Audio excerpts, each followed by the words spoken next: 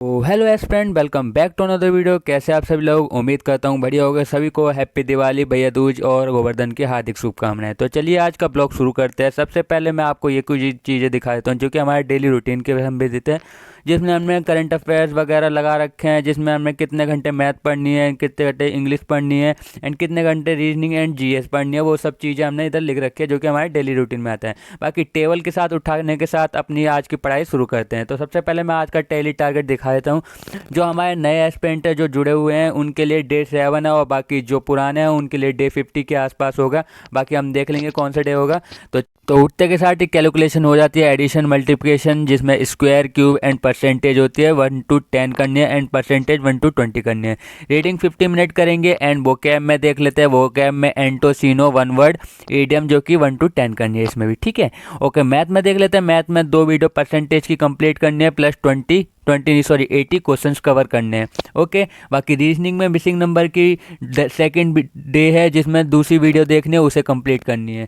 तो आज का ये हमारा डेली टारगेट है, तो इसे जल्दी से हमें कंप्लीट करना है और इसे पूरी करने के लिए वक्त काफ़ी ऑनेस्ट तरीके से कंप्लीट करेंगे। तो चलिए आज का टारगेट को शुरू करते हैं।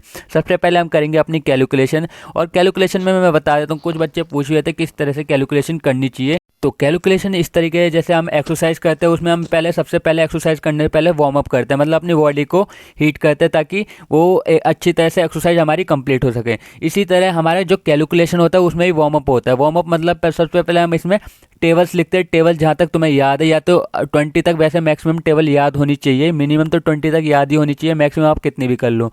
तो इस तरह से 20 तक टेबल हम पहले लिख लेते हैं, जो कि हमारे डेली रूटीन के अंतर्गत आता है।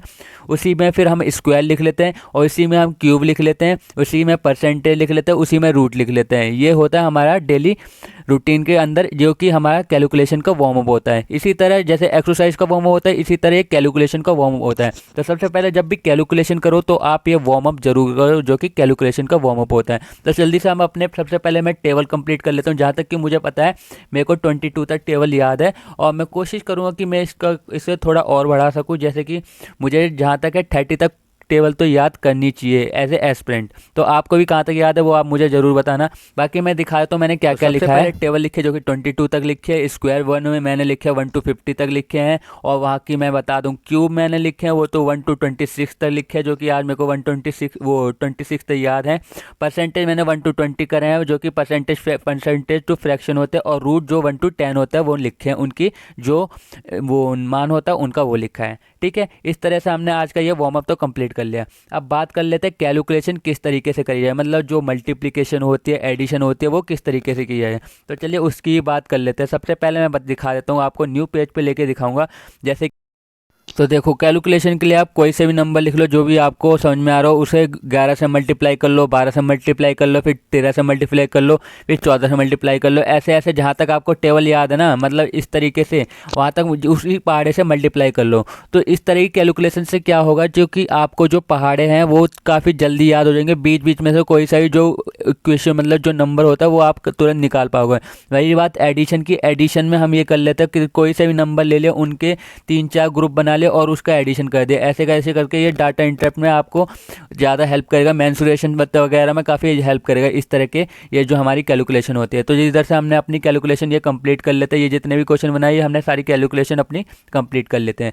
अब नेक्स्ट बात आते हैं, नेक्स्ट हम करेंगे किस चीज़ के, नेक्स्ट हम करेंगे एंटोसिनो, मतलब वोकैब का हमारा एक्शन होगा, वोकैब का होगा। तो सबसे पहले हम वोकैब में अपने वही किरण की बुक से करने वाले हैं, जो कि आपको पता है हम अपनी किरण की बुक से वोकैब फॉलो करते हैं, वही करेंगे। इसमें एंटोसिनो 1 वर्ड, स्पेलिंग, और जो हमारा होता है ईडियम्स। इसमें जहाँ तक बाकी इसमें मैंने सिनोनिम्स एंटोनियम लगभग जो हमारी इसमें 1000 दी रखी है, इसमें 1 टाइम्स कंप्लीट कर चुके हैं। और जो इसे द्वारा पढ़ रहे हैं, इसमें जो वर्ड हाईलाइट करे हैं उन्हें वो चीज़ें हैं जो कि मैं बार बार बोल रहा हूँ, उन वर्ड को मैंने हाईलाइट कर दिया ताकि इन्हें बार बार याद कर सकूँ। इसी तरह आपको भी करना है, जो चीज़ें बोल रहे उन्हें हाईलाइट करके रख दीजिए। और बाकी आप बताइए किरण की बुक बेस्ट है ना, वोकैब के लिए एफिशिएंट है ना, मतलब सफिशिएंट है ना बुक किरण की। अगर और कोई सी बुक हो तो आप मुझे कमेंट में ज़रूर बता सकते हो। मेरे को तो सफिशिएंट लगती है, क्योंकि इसमें शुरू शुरू से लेके एंड तक के अभी तक के सारे क्वेश्चन दे रखे होते हैं, इसलिए तो यहाँ तक हमने अपना स्पेलिंग पे आके आज का वोकैब का सेक्शन हमने कंप्लीट कर दिया है। नाउ इसके बाद हम आते हैं अपनी रीडिंग सेक्शन पे। रीडिंग सेक्शन जो कि हमारा कॉम्प्रिहेंशन के लिए काफ़ी इंपॉर्टेंट होता है। जैसे कि आपको पता है जो कि हमारे इंग्लिश का एग्ज़ाम होता है, इंग्लिश के एग्ज़ाम में कॉम्प्रिहेंशन सेक्शन आता है जो कि अब लगभग बहुत ज़्यादा नंबर का आने वाला लग गया है, मतलब पूरे 5 नंबर का उसमें से पूरा आता है इंग्लिश सेक्शन में, और जो कि हमें पैसेज वगैरह में भी हेल्प करता है अगर हम रीडिंग करते रहेंगे। तो रीडिंग के लिए हमने सिंपली ये नॉवल खरीद रखी है। ये नॉवल खरीद रखी है, टाइम मैनेजमेंट की नॉवल है, जैसे जहाँ तक कि ये दीक्षित सर जी की है, जो कि हम पढ़ लेते हैं रीडिंग के लिए। मतलब रीडिंग के लिए ये इंपॉर्टेंट है, आप कुछ भी पढ़ो लेकिन इंग्लिश से रिलेटेड पढ़ो, चाहे अपने वो स्कूल की किताबें पढ़ो, चाहे न्यूज़पेपर पढ़ो, चाहे नॉवल पढ़ो, जो आपको इंटरेस्ट हो, चाहे क्रिकेट की न्यूज़ पढ़ो, किसी की में भी इंटरेस्ट हो लेकिन इंग्लिश से रिलेटेड होनी चाहिए। इसी तरह आपकी कॉम्प्रिहेंशन भी सुधर जाएगी। अगर आप बुक वगैरह पढ़ना नहीं चाहते हो तो टेलीग्राम पे एक इंग्लिश माध्यम के नाम से एक चैनल है, जिसमें आप सर्च करके उसमें डेली PDF आती है, और डेली वो की SSC बेस पे ही होती है।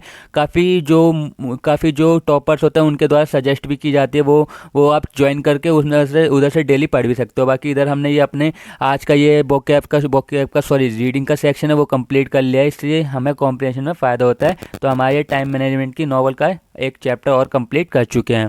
ना अभी टर्न आता है हमारा मैथ के ऊपर, जो कि हमारे 2 वीडियो देखनी थी, हम वीडियो ऑलरेडी देख चुके हैं। अब ना हमारा रिवीजन चल रहा है, तो इस तरीके से जो कि हमारे रिवीजन है, हम जो हमारे कॉन्सेप्ट है उन्हें रिवीजन करेंगे। जैसे डेली कुछ कॉन्सेप्ट को रिवीजन करते हैं। कॉन्सेप्ट, क्योंकि आपके कॉन्सेप्ट मजबूत होंगे तो आप कोई सा भी क्वेश्चन आराम से सॉल्व कर सकते हो। यह हमारा ब्रह्मास्त्र बुक है, जो कि 2nd एडिशन है, फॉर्मूला बुक भी कही जाती है, जो कि आदित्य सर की है, जैसा कि सबको पता ही है। और आदित्य सर से हमने काफ़ी क्लास ले रखी है, मतलब उन्हीं से हमने लाइव क्लास भी ले रखी है, वीडियो क्लास भी ले रखी है, उन्हीं से मतलब हम पढ़ते ही हैं मैथ। तो इस वजह से ये बुक पढ़ने में मुझे उतनी परेशानी नहीं आई जितनी लोगों को आ सकती है। कुछ लोगों को बुक पढ़ने में ये परेशानी भी आती है, लेकिन इतनी परेशानी नहीं आई। बाकी मैं अपने ये कॉन्सेप्ट दे रखे हैं, जो हमारे नोट्स बना रखे हैं, और जो इसमें कॉन्सेप्ट दे रहे हैं लगभग सेम ही है। तो इस तरह से मेरे को इसलिए इसमें पढ़ने में कोई परेशानी नहीं है। तो जल्दी से मैं अपने कॉन्सेप्ट कवर कर लेता हूँ। तो आज के जो हमारे कॉन्सेप्ट है वो हमारे लगभग ख़त्म हो जाएंगे, और लास्ट के 2 कॉन्सेप्ट बचेंगे, 10th और 11th। बाकी मैं बता देता हूँ हमारे कौन कौन से कॉन्सेप्ट खत्म हुए थे। इसमें एग्जाम्पल के साथ किस तरीके से सॉल्व किया गया है सब तरीके से दे रखा है। बाकी इसमें मैंने जो 9th कॉन्सेप्ट था वो लास्ट वाला था, वो मैं कंप्लीट कर चुका हूँ। बाकी इसमें जो रह गया है 10th और 11th वाला कॉन्सेप्ट रह चुका है, जो कि हम कल पढ़ेंगे। और इसी के साथ हमारे परसेंटेज का चैप्टर भी ख़त्म हो जाएंगे। और जब तक हमारा परसेंटेज भी वो टारगेट सीरीज़ में नहीं ख़त्म होता तो मैं इसे दोबारा पढ़ लूँगा। तो इसी तरह आप वो टारगेट सीरीज भी फॉलो कर सकते हो। बाकी इधर 6:15 बज चुके हैं, और 6:15 बज चुके हैं, आपको पता है ये हमारे टाइम होता है पूजा करने का। तो चलिए भगवान जी को भी याद कर लेते हैं और पूजा कर लेते हैं। अपनी पूजा करने के साथ फिर हम अपना आगे का टारगेट देखेंगे, क्या क्या चीज़ें रह गई है। लगभग रीजनिंग की चीज़ें रह गई हैं और मैथ में क्वेश्चन सॉल्व करने को रह गए हैं। तो सबसे पहले अपने भगवान जी को याद करके पूजा कर लेते हैं। अगर आप एस्पिरेंट हो तो आपको ही भक्ति भाव जरूर करना चाहिए, क्योंकि एस्पिरेंट के लिए कोई मेहनत ही ज़्यादा वो नहीं होता, एक तरीके से भगवान का आशीर्वाद भी जरूरी होता है। तो जल्दी से हम अपनी पूजा समाप्त कर लेते हैं, फिर उसके बाद आपको मिलते हैं। नेक्स्ट हमें क्या टारगेट करना है वो मैं बताता हूँ आपको। बाकी जो लोग टारगेट सीरीज़ फॉलो करना चाहते हैं इसी तरह टारगेट बनाइए और फॉलो करिए। बाकी इधर हमारी किरण की बुक है मैथ की, जिसमें से हम क्वेश्चंस करेंगे। और इधर हमारा कुछ स्नैक्स रख लिया, जो कि हमारा कुछ खाने का मन कर रहा था इसलिए। और ये हमारी रफ कॉपी है, जैसे कि आपको पता है। तो चलिए इसी से शुरू करते हैं। अब जो हमें क्वेश्चन बनाने हैं 80 क्वेश्चन इसी में से बनाने हैं। बाकी आप कौन सी बुक फॉलो करते हो वो मुझे ज़रूर बताना। कुछ बच्चे बोल लेते हैं जो कि पिनैकल बुक है वो भी बढ़िया होती है, मैं कहता हूँ दोनों बुक बेस्ट है। जो जिसमें प्रीवियस ईयर क्वेश्चन है वो बुक बेस्ट है। तो मेरे को ये किरण बेस्ट लगी तो मैंने किरण ले ली। तो आपको पिनैकल अच्छी लगती है तो आप पिनैकल भी ले सकते हो। तो चलिए जल्दी से क्वेश्चन शुरू कर लेते हैं। देखो किरण की बुक एक तरीके से सॉल्व करने का सबसे बेस्ट तरीका यही है, जो क्वेश्चन आपको आ रहा है वो क्वेश्चन कर लो, जो क्वेश्चन नहीं आ रहा है उन्हें टिक लगा के गोला बना के वही छोड़ दो।